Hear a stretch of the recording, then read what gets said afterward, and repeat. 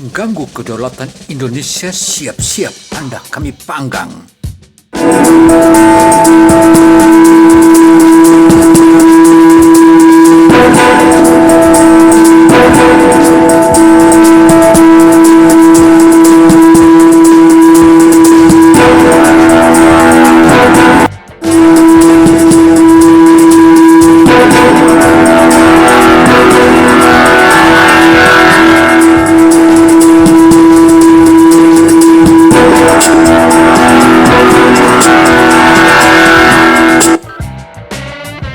Assalamualaikum warahmatullahi wabarakatuh. Opini Gino kali ini tampil berbeda. Tentu saja penampilan kali ini terkait dengan G20 di Bali. Teman-teman, dan baru juga saja kami melaporkan kepada Bapak Presiden mengenai persiapan penyelenggaraan KTT G20, dan tadi bersama dengan Bapak Presiden, Pak Mensesnek dan juga Pak Seskap, kita sudah mulai run through semua program secara detail, karena sekali lagi banyak sekali kegiatan-kegiatan yang akan dilakukan, tidak saja KTT-nya tetapi rangkaian dari KTT tersebut. Hari ini adalah hari H-15, jadi kita punya 15 hari lagi untuk mempersiapkan KTT. Nah, kita tahu bahwa tadi saya sampaikan selain kegiatan KTT, banyak sekali kegiatan-kegiatan yang akan dilakukan oleh Bapak Presiden, termasuk permintaan untuk pertemuan bilateral. Nah, banyaknya pertemuan ini kita sikapi dengan sangat baik, karena ini menunjukkan antusiasme dan harapan terhadap G20 ternyata masih sangat tinggi. Jadi keinginan negara untuk melakukan engagement satu sama lain juga masih sangat tinggi, dan itu sekali lagi kita patut syukuri. Sebagaimana teman-teman ketahui bahwa KTT G20 ini akan dilakukan in between penyelenggaraan KTT ASEAN yang akan diselenggarakan di Phnom Penh tanggal 10 sampai 13 November. Kemudian 13 November Bapak Presiden menuju ke Bali, 14 sudah mulai pertemuan bilateral, 15-16 adalah KTT-nya, kemudian 17 Bapak Presiden sudah akan berangkat ke KTT APEC yang akan diselenggarakan di 18 dan 19. Berarti teman-teman bisa paham betapa ketatnya program yang akan dilakukan oleh Bapak Presiden, plus tentunya tadi saya sampaikan banyak sekali permintaan untuk pertemuan. Nah, dari pertemuan atau laporan kepada Bapak Presiden dan setelah kita lakukan run through program secara detail, maka secara keseluruhan in general alhamdulillah so far semua persiapan berjalan dengan baik. Mengenai kehadiran. Nah, agar makin cantik dan ganteng, jangan lupa subscribe. Sebagaimana hasil kutipan media ini dari Tempo.co, Menteri Luar Negeri Retno Marsudi mengatakan tingkat kehadiran pemimpin dunia dalam konferensi tingkat tinggi atau KTT G20 di Bali sangatlah tinggi. KTT tersebut rencananya akan digelar pada 15 November 2022 atau sekitar 2 pekan lagi. Perlu saya tekankan, tingkat kehadiran para pemimpin sangat tinggi. Sebelum hadap Presiden, kami juga dapat konfirmasi kehadiran dari 2 pemimpin G20 baru, yang Perdana Menteri Inggris dan juga dari Italia. Baru saja masuk dan sudah saya laporkan ke Bapak Presiden, kata Retno di kawasan Istana Merdeka, Jakarta Pusat pada 31 Oktober pekan lalu. Retno juga menuturkan pertemuan atau para tamu undangan G20 bakal mulai berdatangan ke Bali. Australia untuk angkat kaki dari pulau pasir itu. Jadi yang menyuruh angkat kaki bukannya pemerintah Indonesia nih, tetapi masyarakat adat Laut Timur. Nah, kok bisa gitu bos? Jadi Bagaimana menurut kalian? Siapa yang salah, bos? Jangan lupa komentar, tetaplah kalian barbar dan jangan rantui terus.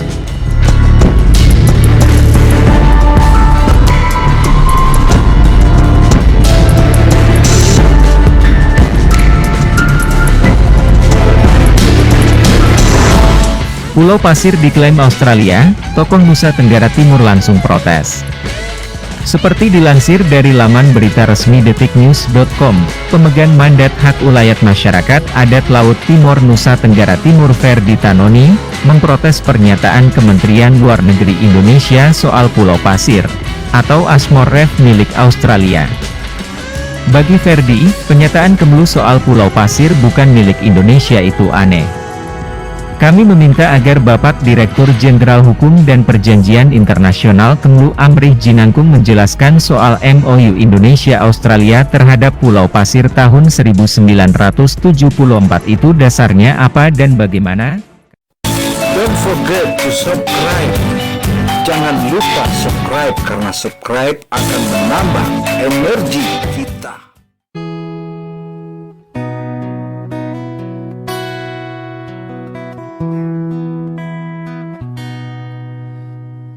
Kita gantong nomor dumo na lamo bingano opo anse ako ni malingo miadu modongo minalamo di tonganu olo noto itama kekarino naonda nuka. Tepat setelah KTT G20 selesai pada 16 November 2022, sebagian dari pemimpin itu juga akan terbang menuju Bangkok untuk hadiri KTT APEC, kata Retno. Sebagaimana yang kita kutip di CNBC Indonesia, Australia dan RI heboh. Ini terkait sengketa wilayah Pulau Pasir yang di selatan Nusa Tenggara Timur. Masyarakat adat di Nusa Tenggara Timur atau NTT meminta Australia agar segera hengkang dari pulau itu. Ketua Yayasan Peduli Timor Barat atau YPTB, Ferdi Tanoni, menegaskan telah meminta negeri Kamuru menunjukkan bukti kepemilikan yang sah atas gugusan pasir. Mereka juga menuturkan pada tamu undangan, khususnya G20 bakal mulai berdatangan ke Bali pada tanggal 13 dan 14 November 2020. Mereka baru akan meninggalkan Bali sebagaimana yang telah dipaparkannya sebelumnya. Artinya dari sebagian para pemimpin itu akan terbang menuju Bangkok dan hadiri KTT. Ini menunjukkan bahwa Retno dan dalam ketegasannya kedatangannya ke Istana Negara untuk bertemu Jokowi membahas persiapan KTT. Ia juga menjelaskan Jokowi secara mendetail membahas persiapan acara tersebut. Retno juga berujar, Jokowi mengingatkan Indonesia selaku Presiden G20 menginginkan acara ini berjalan kondusif di tengah ketidakpastian dunia internasional. Jadi pekerjaan persiapan yang detail akan terus kita lakukan baik dari sisi logistik, penjadwalannya maupun hasil akhirnya yang masih terus dinegosiasikan sampai saat ini, Bapak Retno. Menteri Luar Negeri atau Menlu RI Retno P. Marsudi menegaskan penyelenggaraan KTT G20 di Bali nanti tidak boleh gagal. Menurut Retno, pertaruhan akan sangat besar bagi semua negara anggota G20 karena menyangkut kesejahteraan miliaran penduduk dunia. G20 tidak boleh gagal. Masa sulit seperti ini, G20 adalah salah satu dari sedikit forum ekonomi dunia yang masih dapat bekerja merespon krisis global saat ini. taruhan. Dan pertaruhan ini adalah terlalu besar jika G20 gagal karena sekali lagi menyangkut nasib dan kesejahteraan miliaran penduduk dunia terutama di negara-negara berkembang, kata Retno dalam jumpa persnya pada Jumat tanggal 13 Oktober 2022 lalu. Selain itu, Putin akan hadiri KTT G20 di Bali. Ini kata Kremlin. Retno menuturkan keberhasilan penyelenggaraan G20 dalam pentegasan Retno Marsudi menuturkan keberhasilan penyelenggaraan G20 bukan hanya bergantung pada satu negara, melainkan tanggung jawab semua negara anggota. Retno mengajak semua negara anggota G20 turut berpartisipasi menunjukkan tanggung jawabnya. Mereka hanya mengklaim bahwa itu milik mereka. Sebagaimana yang terjadi di Pulau Pasir, Australia itu hanya mengklaim padahal tidak ada bukti yang bisa mereka tunjukkan bahwa itu adalah milik mereka. Hal ini ditegaskan oleh Ketua YPTB Fadli Tanoni di Kupang, seperti dimuat sejumlah media termasuk Detikcom sebagaimana ditulis media antara dan dikutip pada Senin tanggal 24 Oktober 2022. Fadli sendiri telah mengajukan gugatan ke pengadilan Australia. Pasalnya banyak nelayan NTT yang melaut di wilayah itu dan ditangkap otoritas Canberra, Australia. Menurutnya, di pulau itu terdapat kuburan leluhur rote termasuk artefak yang cukup masif. Fadli juga menambahkan bahwa saat ini Australia melakukan aktivitas pengeboran minyak bumi di kawasan itu.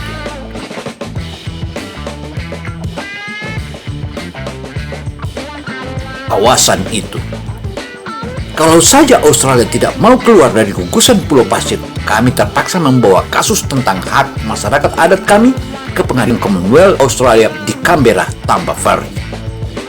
Pulau Pasir sendiri saat ini dinamai Australia, nama kepulauan Ashmore dan Cartier. Hal inilah klaim Australia yang seakan-akan mengada-ngada, bahkan menyebutkan pulau-pulau itu tidak berpenghuni. Padahal sebelumnya pulau itu berpenghuni dan dihuni oleh masyarakat Rote, Alor, dan juga Sabu. Sehingga pulau itu yang dikata Australia bahwa tidak penghuni, fakta-faktanya bahwa ratusan kuburan yang ada di sana. Artinya dari pulau yang tidak berpenghuni kecil yang dikatakan itu dan hanya dipenuhi karang-karang pasir itu adalah merupakan klaim Australia yang didasarkan pada nota kesepahaman MOU nelayan Indonesia dengan Australia pada tahun 1974. MOU tersebut atau Memorandum of Understanding tersebut tentu saja itu setelah diratifikasi dan diakui sebagaimana yang kita papar atau yang kita teliti pada pasal 11 itu sangat menguntungkan dan sangat menguntungkan Australia. Sementara Australia begitu ngotot pada hal itu, pemerintah atau Kementerian Luar Negeri kita pada saat itu pada tahun 1997 itu diterima oleh Kementerian Luar Negeri Ali Alatas karena mengatakan bahwa akan dijadikan area konservasi. Bukan berarti jadi miliknya atau saat ini yang sudah dikelola. Bahkan nelayan-nelayan kita ditangkap di sana. Dengan adanya kejadian atau Memorandum of Understanding pada tahun 1974 itu, yang sesungguhnya pada tahun 1997 RI Australia kembali menaikkan MOU terbaru soal penentuan batas-batas wilayah di kawasan Pulau Pasir. Meski demikian, sebagaimana kita mengutip di CNN, memang di data Polda NTT sejak tahun 2004 hingga 2006 menyebutkan sekitar 3.000-an nelayan NTT ditangkap otoritas Australia saat memasuki kawasan itu. Padahal menurut adat dan tradisi masyarakat sekitar, hal tersebut tak boleh dilakukan. Mengintip situs resmi Australia, Gagagov atau .au, pulau itu digambarkan terletak di tepi luar landasan kontinen Samudra Hindia dan Laut Timur, sekitar 320 km lepas pantai barat Australia dan 120 km selatan Pulau Rote Indonesia. Mereka memiliki luas gabungan 1,12 km persegi yang terbesar adalah sekitar 1 km panjangnya tambahnya. Nelayan Indonesia mengunjungi Ashmore Reef setiap tahun di bawah nota kesepahaman yang telah ditandatangani oleh pemerintah Australia dan Indonesia yang memungkinkan mereka untuk memanfaatkan wilayah laut telah mereka akses secara tradisional selama berabad-abad, tambah Ferdi dalam keterangan pers itu. Nukan turu di bumbu Onga vinteo ano Bisa to ura di togo numia Kiri mainta sumolo Barang kaasi sa tondu no tondu keanse no.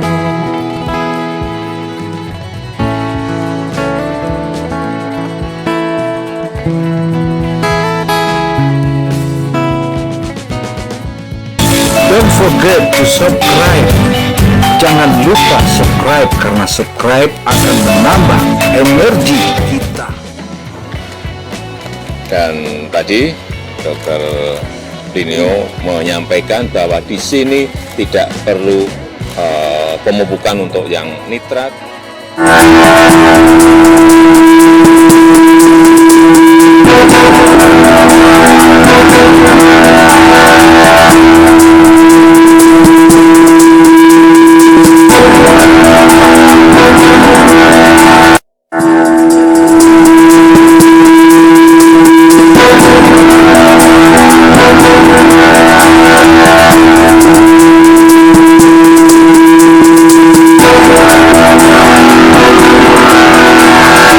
Australia.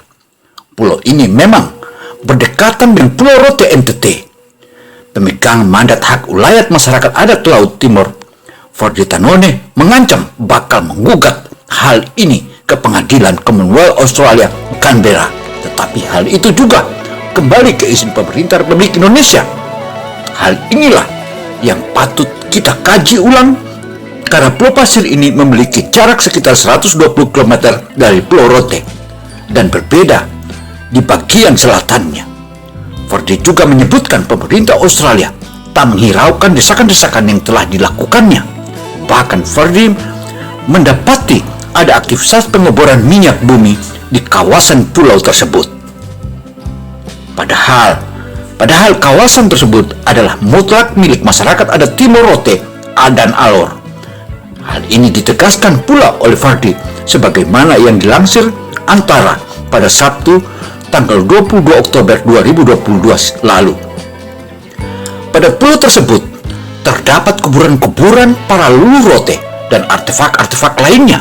Pulau itu juga dijadikan lokasi beristirahat para nelayan-nelayan usai menangkap tripan maupun ikan. Lalu juga sering digunakan untuk tempat transit para nelayan-nelayan dari kawasan lain usai berlayar jauh. Lebih lanjut, Ferdi menyebutkan dan menegaskan bahwa klaim Australia ini ada sejak adanya nota kesepahaman MOU nelayan Indonesia dengan Australia. Pada tahun 1974, Indonesia kala itu diwakili oleh Kementerian Luar Negeri atau Menteri Luar Negeri Ali Alatas. Dan selanjutnya, pihak Australia pada saat itu telah disampaikan dalam MOU itu bahwa silakan awasi dan jaga, tetapi itu bukan untuk jadi milik Australia. Hal ini cukup jelas. Sebagaimana Kementerian Luar Negeri Ali Alatas tersebut bukan menyuruhnya untuk jadi miliknya, tetapi Australia mendesak agar kawasan itu dijadikan area konservasi. Tetapi lain adanya. Hal inilah yang menjadi membara. Bahkan seluruh pemuda atau netizen tanah air Republik Indonesia marah. Bahkan makin jelas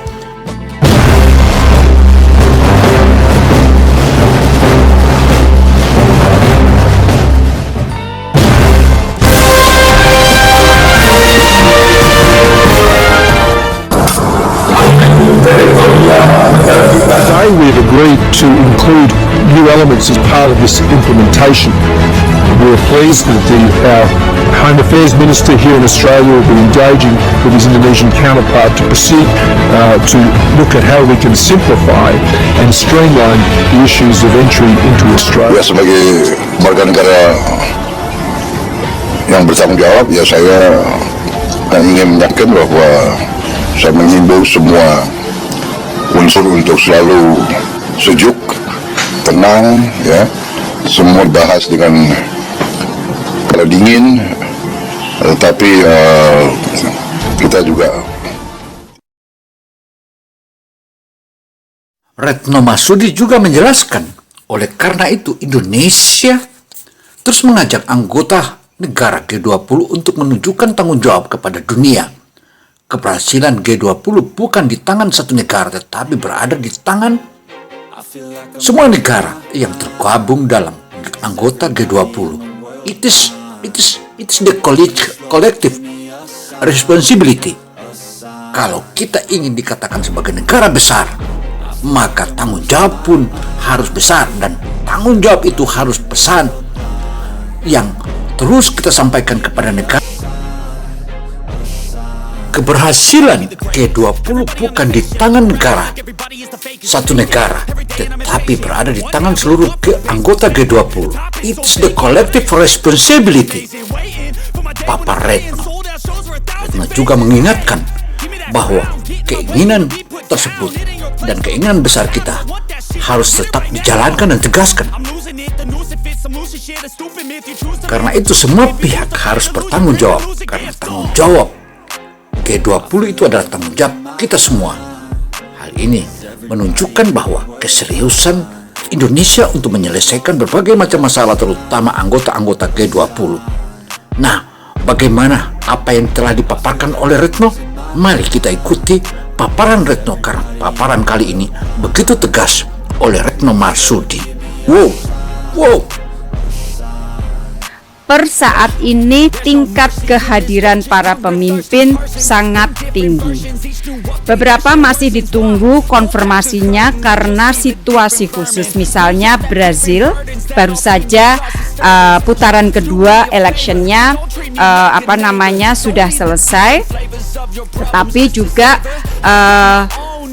serah terimanya atau presiden baru mulai akan menjabat 1 Januari, sehingga kita masih menunggu dari Brasil siapa yang akan mewakili Brasil di dalam KTT nanti. Tetapi sekali lagi perlu saya tekankan bahwa per saat ini tingkat kehadiran para pemimpin sangat tinggi. Sebelum menghadap Bapak Presiden, kita juga mendapatkan konfirmasi kehadiran dari 2 pemimpin G20 yang baru, yaitu PM Inggris dan juga dari Italia. Baru saja masuk dan sudah saya laporkan kepada Bapak Presiden.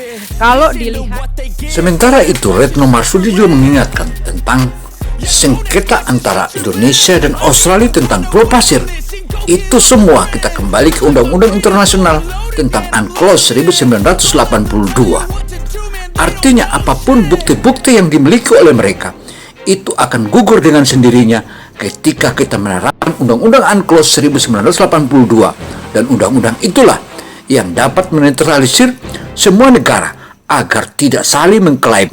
Sehingga kita berharap negara-negara manapun yang memahami hal itu tentu saja tegaskan dan juga ikuti aturan Undang-Undang UNCLOS sebagaimana yang dipaparkan dan disetujui oleh semua negara termasuk Australia pada tahun 1982 itu. Artinya hal ini Code of Conduct itu atau ZEE itu merupakan acuan dan tidak boleh diganggu-gugat karena itu aturan internasional. Diklaim berarti penjajahan di negeri kita belumlah berakhir. Artinya diklaim oleh Australia itu menunjukkan bukti kepemilikan bahwa dan satu fakta bahwa Australia betul-betul adalah salah satu negara yang tak bisa kita jadikan sahabat. Karena kita ketika bersahabat dengan mereka bukannya mencari kebaikan, tapi selalu mencari keburukan. Sebagaimana fakta-fakta yang kita lihat bahwa etiket buruk Australia ini, kita mengingat beberapa tempat konflik-konflik, di antaranya konflik waktu saat itu Presiden Soekarno memerintahkan Ganyang Malaysia. Di sana juga ada Australia. Selanjutnya peristiwa Timur yang Australia berkaki dua, bahkan bermata dua.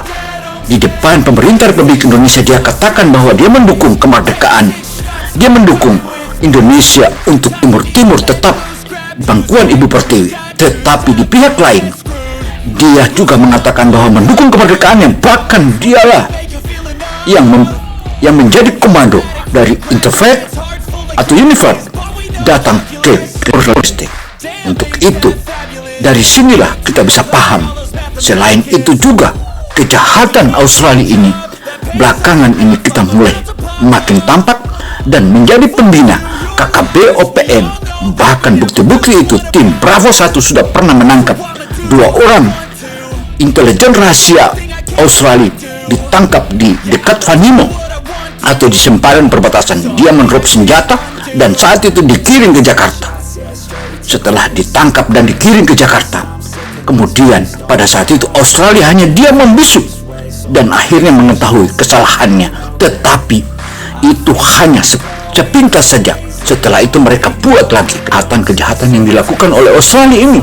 Tentu saja merupakan salah satu pertanda bahwa kita tidak bisa bersahabat dengan negara penjajah aborigin itu, karena penjajah negara aborigin ini sudah selayaknya kita hadapi, bukan saja dengan kepala dingin sebagaimana yang dipaparkan oleh Prabowo, tetapi harus dengan jalan kekerasan.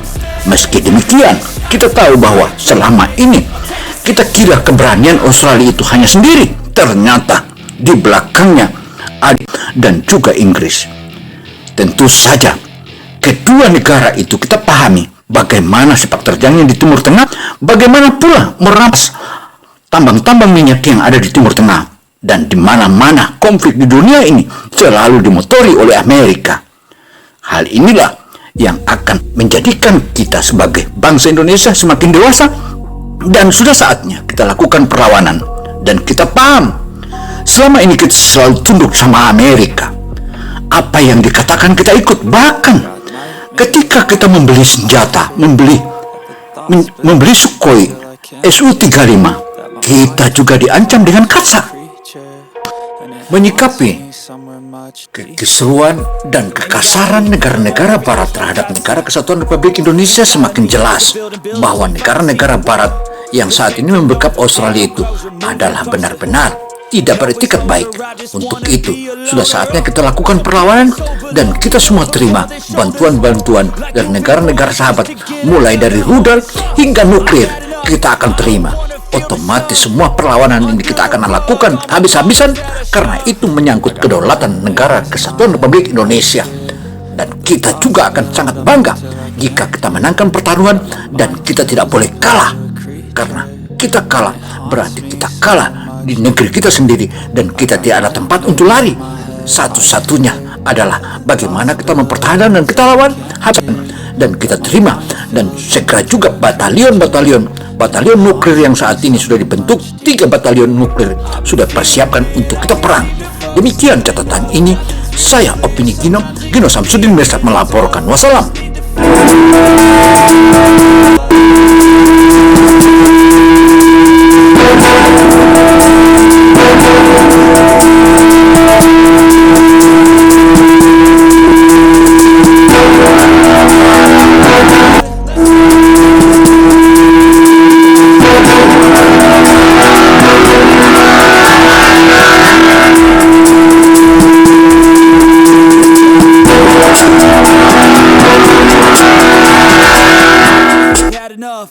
Don't forget to subscribe. Jangan lupa subscribe, karena subscribe akan menambah energi kita.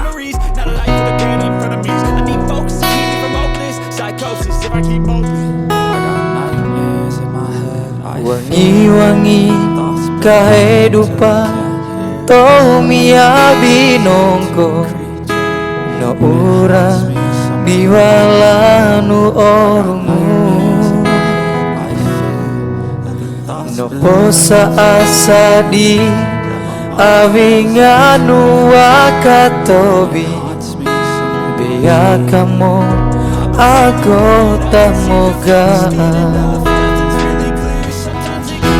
lente ake oka ane di kehidupan one moba